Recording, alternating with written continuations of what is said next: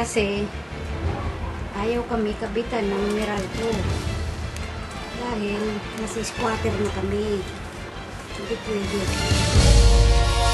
Nalaman namin, sa kapitbahay din namin, na marunong siya nagkakabit siya ng mga, yun, talagang illegal na. Kasi hindi na kami kinabitan nung pinag-jumperan namin. Dahil nahuli na ng kiss.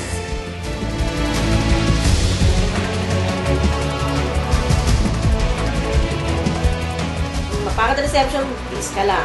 Pag nawalang cable, tiis ka lang din kung kailan mo magkakaroon ng cable yan.